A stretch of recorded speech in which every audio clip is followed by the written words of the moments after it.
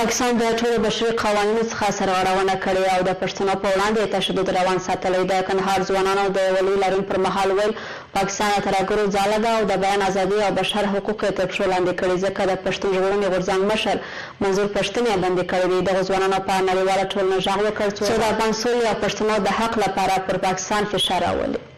فتح نورحال د احمدشاه شاده په رپورټ کې.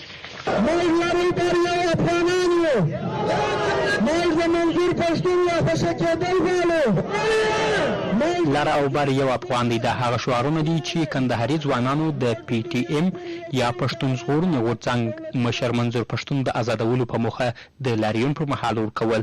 د دې لاریون ګډونوال وویل چې پاکستان په داسې حال کې چې ترهګر روزي ترڅنګ ټول نړیوال قوانین تر پښو لاندې کړي دي چې په خبره یې پاکستان فوج د بشر حقوقو او بیان ازادي خلاف د پښتون ژغورنې غورځنګ مشر بندي کړی دی.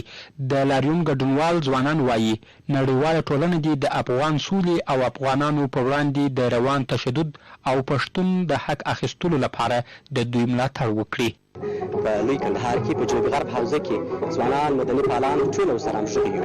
که چیرې منظور پښتون رایله نشي نور به موږ هم داسې خپل تظاهرات او لاریونونو ته ادامه ورکوو او مدني حرکتونه به کوو، ځکه منظور پښتون د عدم تشدد سرلاري دی او تشدد نه خوښوي او د عدم تشدد له لارې خپله مبارزه کوي.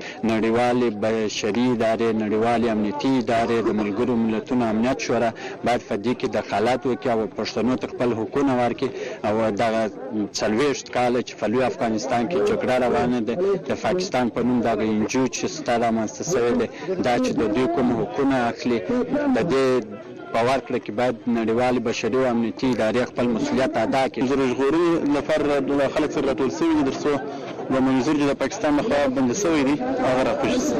دا راز نورایل کلیوال په کندهار کې د پی ټی ایم یا پښتون ژغورنې غورځنګ مشر وایي په ټوله نړۍ کې به یې تر هغه د سولې او عدم تشدد غږ اوچت وي ترڅو افغانان او په خاص ډول پښتنو ته خپل حقوق نه وي ورکول سوي.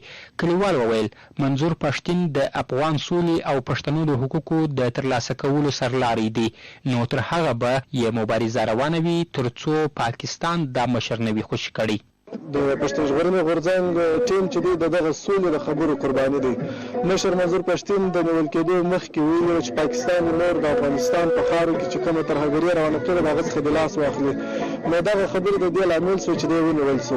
له څه وخته چې د پښتون ژغورنې غورځنګ مشر منظور پښتون پاکستان نیولې او بندي کړی دی، تر دا مهاله په کندهار کې 2 لاریونونه او یوه لویه اعتراضیه غونډه چې پر مهال یې د څو ولایتونو قومي مشرانو برخه اخیستې وه جوړ سوي.